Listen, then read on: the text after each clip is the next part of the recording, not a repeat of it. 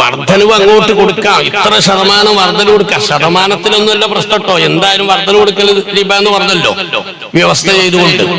ഇത്ര ശതമാനം അങ്ങോട്ട് തരാം, വർധനവ് തരാം എന്ന നിലക്ക് ലോൺ എടുക്കുന്നു, കടം വാങ്ങുന്നു.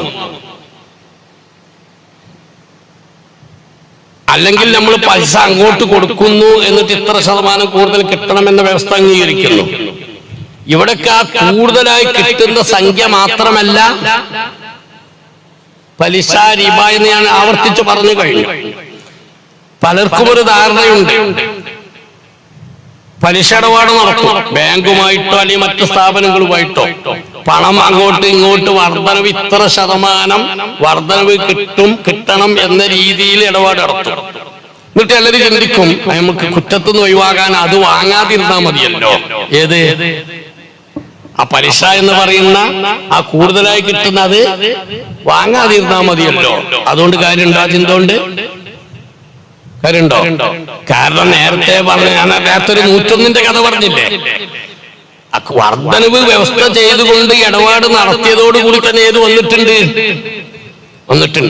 ഇനി ആ പലിശ എന്ന് പറയപ്പെടുന്ന അധിക സംഖ്യ അത് വാങ്ങണമെന്നല്ല ഞാൻ പറയുന്നത്, പക്ഷെ അത് വാങ്ങാതിരുന്നാ പിന്നെ കുറ്റം ഉണ്ടാകൂല എന്ന ധാരണ ശരിയല്ല. കാരണം ആ രൂപത്തിൽ നടത്തുന്ന ഇടപാടിന്റെ പേരാണ് ബാങ്കുമായി. ഞാൻ പറഞ്ഞു അക്കൗണ്ട് നിർബന്ധമുള്ളവർക്ക് താരതമ്യേന അപകടം കുറഞ്ഞ അക്കൗണ്ടാണ് കറണ്ട് അക്കൗണ്ട് എന്ന് പറഞ്ഞു. സേവിംഗ് അക്കൗണ്ടിൽ പലിശയുണ്ട്.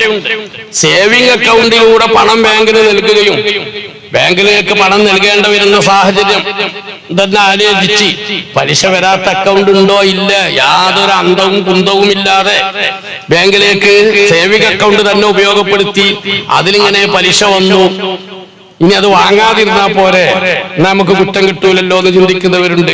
ശരിയല്ല.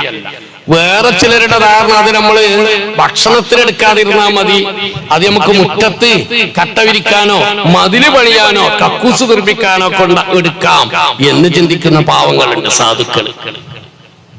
വിവരമില്ലാത്തവർ എന്നർത്ഥത്തിലാണ് സാധുക്കൾ എന്ന് ഉപയോഗിച്ചത്. അതും ശരിയല്ല. കാരണം പലിശയിൽ എന്ന് പറഞ്ഞ നേരത്തെ പറഞ്ഞ ഇടപാട് തന്നെ പലിശയാണ്. ഇനി അതിലൂടെ കിട്ടുന്ന സാധാരണ ഭാഷയിൽ പറഞ്ഞ ആ പലിശ ഭക്ഷണത്തിന് ഉപയോഗിക്കുന്നത് മാത്രമാണ് തെറ്റ് എന്നല്ല. അത് നമ്മൾ പലിശ വരുന്ന ഇടപാട് നടത്തിയത് തന്നെ തെറ്റാണ്, ആ സംഖ്യ വാങ്ങിയത് തെറ്റാണ്, അത് എന്താവശ്യത്തിന് ഉപയോഗിച്ചാലും തെറ്റാണ്.